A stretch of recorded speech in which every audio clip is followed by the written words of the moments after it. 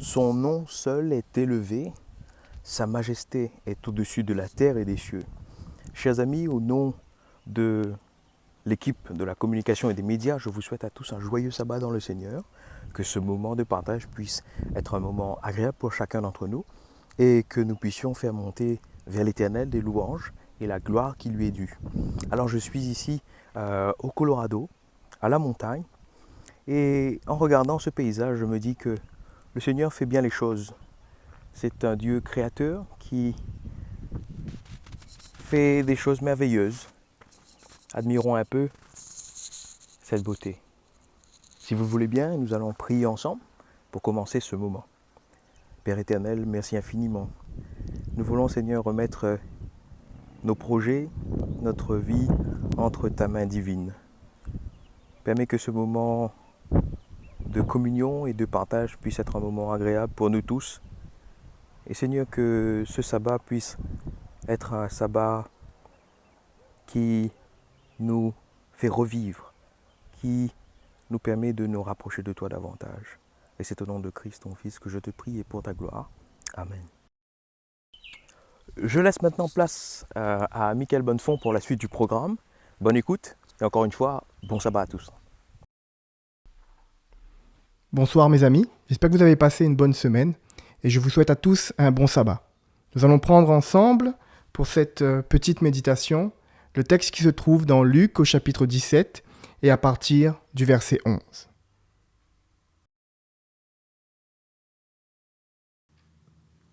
Jésus se rendant à Jérusalem, passait entre la Samarie et la Galilée. Comme il entrait dans un village, 10 lépreux vinrent à sa rencontre.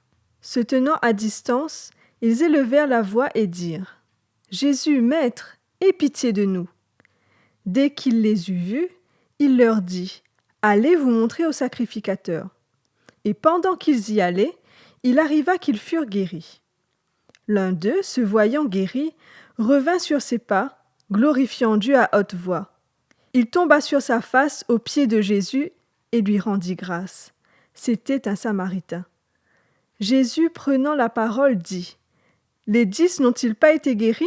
Et les 9 autres, où sont-ils ? Ne s'est-il trouvé que cet étranger pour revenir et donner gloire à Dieu ? » Puis il lui dit : « Lève-toi, va, ta foi t'a sauvé. »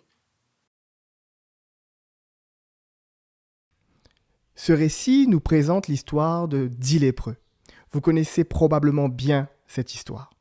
Quand on pense à la lèpre, surtout en ce moment, on ne peut pas s'empêcher de penser au coronavirus. Le lépreux devait garder de la distance, maintenir une distance avec les autres. Aujourd'hui, on appelle ça la distanciation sociale. C'est ce que nous vivons encore aujourd'hui. On parle de gestes barrières, on parle de confinement, on parle de déconfinement, etc., etc. On nous parle de ça en longueur de journée. Mais le lépreux vivait quand même une situation bien plus difficile que la nôtre et nous allons voir cela ensemble en 3 à 4 caractéristiques de la lèpre. La lèpre est une maladie incurable. Autrement dit, il n'y a pas de traitement. Vous allez me dire que c'est un peu la même chose pour le coronavirus. Les spécialistes entre eux ne semblent même pas être d'accord sur la question du traitement et de la vaccination. Mais par contre, ce que l'on sait, c'est que l'on guérit du coronavirus. C'est que le corps, il combat. Alors oui, certains perdent la bataille face au coronavirus et on voit les chiffres qui grimpent, peut-être un peu moins vite depuis quelque temps. Mais ce que l'on dit peut-être moins, c'est que l'on guérit du coronavirus. Le corps gagne la bataille. Mais ce n'est pas le cas de la lèpre. La lèpre, je le répète, est une maladie incurable. Quand on est lépreux, on l'est quasiment. Vous êtes quasiment sûr de l'être pour votre vie entière. Il n'y a quasiment aucune chance que vous soyez guéri.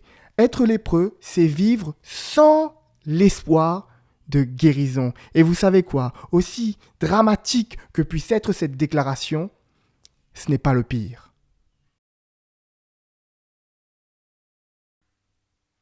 La lèpre est une maladie dégénérative.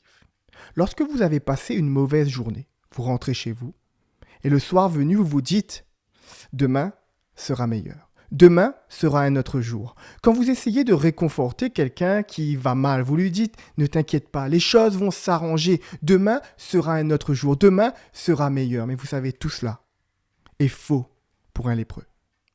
Sa maladie est dégénérative. Autrement dit, demain sera pire qu'aujourd'hui.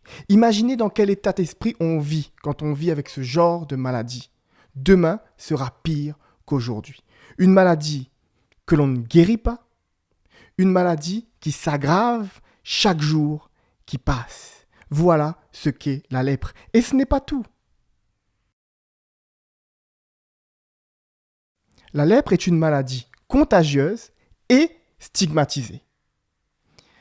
En créole, il y a une expression qui dit « garde un monde en travers ». Ce qui donnerait en français « regarder de travers quelqu'un », le regarder avec des gros yeux.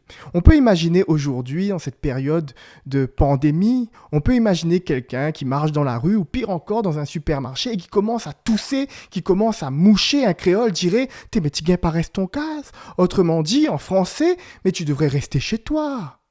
Ne viens pas contaminer le reste du monde, reste chez toi.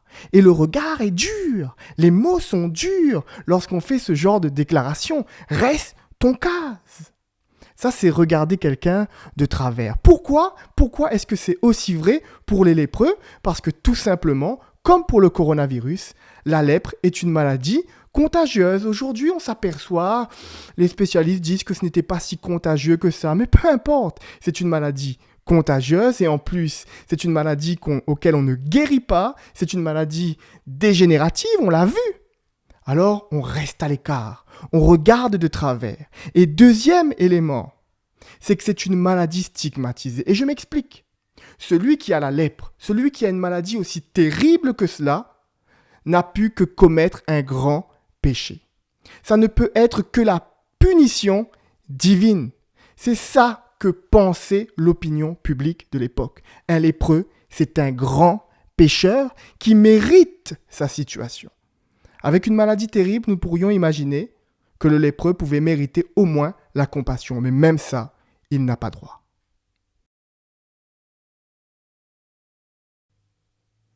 Imaginez maintenant que vous faites partie de ces 10 lépreux. Vous êtes vous-même lépreux. Vous êtes atteint de cette terrible maladie que nous venons de décrire. Que faites-vous lorsque vous apprenez que Jésus-Christ, celui qui guérit les malades, celui qui est même capable de ressusciter les morts, quand vous apprenez que ce Jésus-Christ, et ça c'est très important pour vous, ce Jésus-Christ qui est capable de guérir les lépreux, quand vous apprenez que ce Jésus-Christ-là entre dans votre village, que faites-vous ?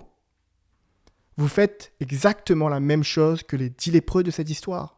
Vous laissez l'espoir renaître dans votre cœur, vous vous levez et vous allez à la rencontre de Jésus-Christ. Mais je me suis posé une question. Et si ces 10 lépreux n'avaient pas été malades ? S'ils avaient une vie comme les autres, une vie normale, est-ce qu'ils auraient ressenti le désir d'aller à la rencontre de Jésus-Christ ? Et cette question m'amène à une autre question. Est-ce que ce n'est pas justement la maladie qui a poussé ces hommes à aller à la rencontre de Jésus-Christ ? Regardez ce qui se passe autour de nous depuis de nombreuses semaines, je dirais même de nombreux mois. La peur a envahi le monde. La peur est entrée dans nos maisons, dans nos cœurs. On est tombé de notre piédestal. Mais c'est lorsque l'on est à terre, lorsque l'on est tout en bas, que l'on regarde en haut, que l'on regarde vers le ciel pour lever la main et saisir quelque chose qui pourra nous relever. Tu connais peut-être quelqu'un, un ami, un voisin, un collègue, qui durant cette crise, qui durant cette pandémie et surtout il y a quelques semaines, s'est dit « mais je dois tourner mes regards vers Dieu ». Tu connais peut-être quelqu'un qui a repris sa Bible, posée sur son étagère depuis maintes années. Tu connais peut-être quelqu'un qui a recommencé à prier. Pourquoi ? Parce que le coronavirus est entré dans nos vies. La sérénité s'est effacée, elle s'est éteinte. C'est la maladie. c'est le malheur qui nous pousse à lever les yeux vers le ciel, lever les yeux vers notre Père céleste. Ce jour-là, les 10 lépreux ont saisi l'opportunité d'être guéris. Ils sont allés à la rencontre de Jésus-Christ. Mais le texte nous dit quelque chose de très intéressant au verset 12. Le texte nous dit qu'ils sont restés à distance. Ils sont allés vers Jésus-Christ, mais ils sont restés à distance. Mais pourquoi restent-ils à distance? Pourquoi est-ce que ce chemin s'interrompt à quelques mètres de Jésus-Christ? La réponse est exactement la même à cause de la maladie. La maladie les a poussés à aller à la rencontre de Jésus-Christ. Mais cette même maladie et tout ce qu'elle représente dans la vie de ces lépreux et dans la vie de tous ceux qui sont autour d'eux, cette même maladie va agir comme un obstacle, comme un frein. Ils n'ont pas le droit de s'approcher. C'est la maladie qui les empêche de s'approcher réellement de Jésus-Christ. Mes amis, la pandémie que nous traversons a provoqué chez nous une certaine angoisse, un doute, parfois même de la colère. Mais tous ces sentiments, certes, tous ces sentiments nous mènent à aller à la rencontre de Jésus-Christ, mais tous ces sentiments détruisent la sérénité. Et sans sérénité, on ne peut pas réellement entrer en relation avec Jésus-Christ. Cette même maladie qui nous a fait tourner les regards vers Dieu nous empêchera tôt ou tard d'aller de l'avant.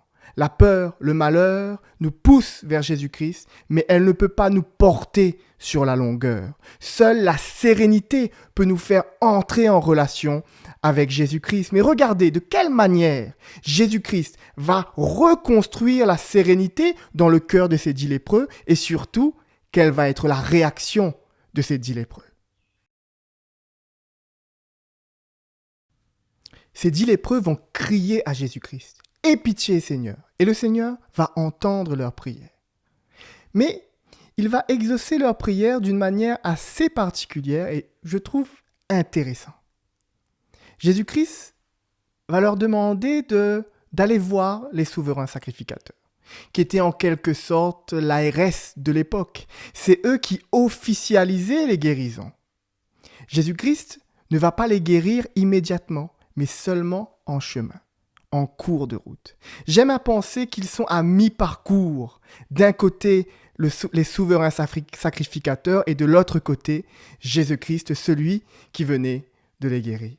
Ils sont à mi-parcours. Et c'est à mi-parcours qu'ils sont guéris de leur maladie. C'est à mi-parcours que tout ce qu'implique cette maladie disparaît. C'est à mi-parcours qu'ils retrouvent la joie, qu'ils retrouvent la sérénité d'être enfin purs, d'être enfin guéris. Et lorsque la sérénité est retrouvée, que font-ils ? 90% tournent le dos à Jésus-Christ, continuent leur route, reprennent leur vie. Je suis certain d'une chose, c'est qu'à un moment ou un autre, cette crise du Covid-19 sera derrière nous. Que la sérénité sera retrouvée, que nous pourrons reprendre notre vie comme avant. Et vous savez quoi ? Ça a peut-être déjà et certainement déjà commencé. Nous avons été libérés le 11 mai. Nous pouvons à nouveau sortir. On commence à être un peu habitués avec ce nouveau mode de vie. La sérénité est réapparue dans nos vies. Mais maintenant que nous avons retrouvé la sérénité, que faisons-nous ? Maintenant que toi, tu as retrouvé un peu de sérénité, que fais-tu ? Il y a quelques semaines, l'angoisse, la peur, la colère, le doute, tout ça t'a fait prendre conscience de ton besoin de Dieu. Mais maintenant que tout ça est un peu derrière toi, maintenant que la sérénité est un peu retrouvée, que feras-tu ? Feras-tu comme 90% des cas ? Feras-tu partie de cette majorité qui tourne le dos à Dieu et qui laisse cette prise de contact incomplète ? Non, soit ce 10%, soit ce lépreux-là qui va décider de retourner voir Jésus-Christ. Il est serein il est dans la joie, il n'y a plus de barrières, parce que pour rencontrer réellement Jésus-Christ, le malheur, la peur n'est pas un bon moteur. C'est la sérénité, c'est le bonheur, c'est la joie de connaître un sauveur merveilleux. C'est ça le véritable sentiment qui te permettra de t'approcher de Jésus-Christ. Mais pas seulement t'approcher, pas rester à distance, mais entrer en contact avec lui, saisir sa main, le toucher et entrer en relation permanente, réelle avec lui.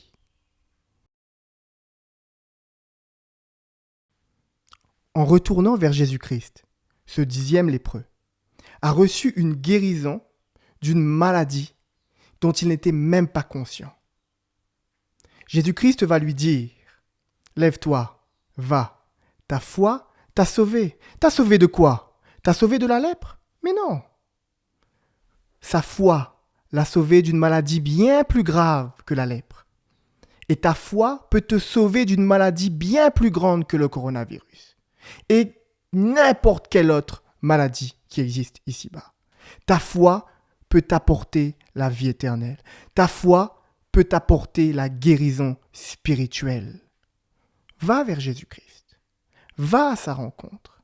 Ne reste pas à distance. Pose-toi la question. Depuis combien de temps suis-je à distance de Jésus-Christ? Suffisamment près pour le voir, pour pouvoir crier à lui de temps à autre? Mais pas suffisamment prêt pour pouvoir le toucher, pas suffisamment prêt pour pouvoir obtenir cette guérison extraordinaire. Va, lève-toi, ta foi t'a sauvé. Cher ami, toi qui es de l'autre côté de l'écran, je ne sais pas où tu te trouves physiquement, je ne sais pas où tu te trouves spirituellement, émotionnellement, mais je sais que tu as besoin de Jésus-Christ. Je sais que tu dois aller à sa rencontre. La sérénité est retrouvée? Ne reprends pas ta vie, ne reprends pas ton quotidien habituel sans aller d'abord, prioritairement, sans aller vers ton Sauveur, ton Seigneur, Jésus-Christ. Réponds à cet appel, réponds à l'appel que Dieu te lance ce matin. Si tu veux répondre à cet appel, rejoins-moi dans cette prière. Père Céleste, je voudrais, Seigneur, te remercier d'être entré dans mon village, de t'être approché de moi, suffisamment près pour que j'entende parler de toi. Merci, Seigneur, d'être là, toi qui guéris, toi qui apaises, toi qui apportes le bonheur. Seigneur, tu vois notre état, tu vois la situation de ce monde en ce moment, tu vois peut-être la peur qu'il y a encore dans certains de nos cœurs. Et Seigneur, nous voudrions te déposer tout cela, afin qu'en priorité, tu nous apportes la sérénité. Tu nous apportes la foi en toi. Seigneur, ne permets pas que tes enfants, répartis à travers l'île, répartis à travers le monde, puissent reprendre leur quotidien sans entrer d'abord en relation avec toi. Seigneur, nous voulons aller à ta rencontre. Nous voulons nous prosterner devant toi. Nous voulons dire haut et fort ce que tu es pour nous. Et Seigneur, nous savons que tu vas nous sauver. Tu nous as déjà sauvés, Seigneur. Nous voulons te dire merci pour cela. Merci, Seigneur. Entends la prière que nous venons de t'adresser. Lis ce qu'il y a dans nos cœurs et dans nos esprits et transforme-nous, Seigneur, à ton image. Amen.